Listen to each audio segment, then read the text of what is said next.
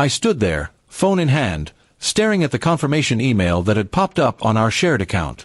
My wife, Sarah, was bustling around the kitchen, humming softly as she grabbed her purse. "I'm going to dinner with friends," she'd said, her voice light, almost too casual. I wanted to believe her, but the email burned in my mind. A hotel room booked for tonight, just her name on the reservation. My stomach twisted as I replied, "Strange, I just saw you reserve a hotel room." Her humming stopped, and the air felt heavier than it had a moment ago. She froze, her hand hovering over the car keys on the counter. "What are you talking about?" she asked, her tone sharp now, defensive.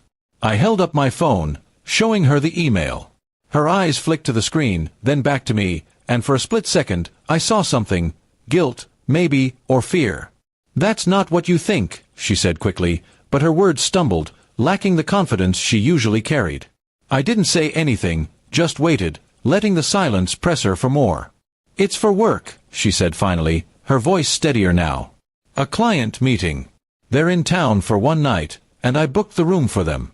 I'm just meeting them for dinner first."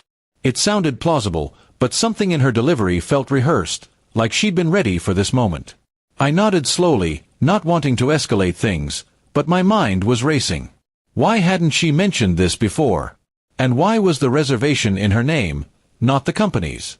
I let her leave, watching as her car pulled out of the driveway. The house felt too quiet, the kind of quiet that amplifies doubt. I sat at the kitchen table, staring at the email again, trying to piece things together. Sarah had been distant lately, late nights at the office, vague answers about her day. I'd chalked it up to stress, but now I wasn't so sure. I opened my laptop and, almost without thinking, logged into her calendar. There it was, dinner with friends, 7 p.m. No mention of a client or a hotel. I told myself I was being paranoid, but the unease gnawed at me. I grabbed my keys and drove to the restaurant she'd mentioned, a trendy spot downtown. Her car was there, parked neatly in the lot. I sat in my truck, watching the entrance, feeling like a cliché from some bad detective movie. A group of people came out laughing, but Sarah wasn't with them. Then I saw her, stepping out alone, checking her phone, her face lit by the screen's glow. She didn't look like someone heading to a friendly dinner. She got into her car and drove off, and against my better judgment, I followed. My heart pounded as her car wound through the city, not toward home but to the hotel from the email. She parked, walked inside, and disappeared through the glass doors. I sat there, gripping the steering wheel, debating whether to go in. What was I even looking for? Proof? Closure? I wasn't sure, but I couldn't just drive away. Inside, the lobby was sleek and quiet, the kind of place that felt too expensive for a casual client meeting. I lingered near the elevators, scanning for her. Then I saw her, stepping out of the bar with a man I didn't recognize. He was older, polished, his hand brushing her arm as they laughed. My chest tightened. She hadn't lied about a meeting, but this didn't look like business.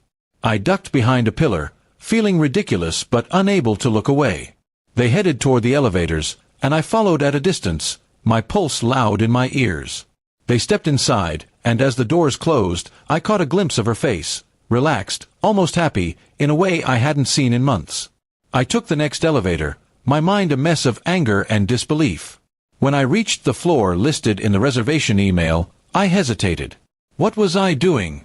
Confronting her could ruin everything, but turning back felt like admitting defeat. I knocked on the door of the room. No answer. I knocked again, louder, and after a moment, Sarah opened it, her face paling when she saw me. "What are you doing here?" she whispered, glancing back into the room. The man was there, sitting on the edge of the bed, looking as surprised as she was. "We need to talk," I said, my voice steady despite the chaos inside me. She stepped into the hall, closing the door behind her, and in that moment, I knew our life together was about to change forever.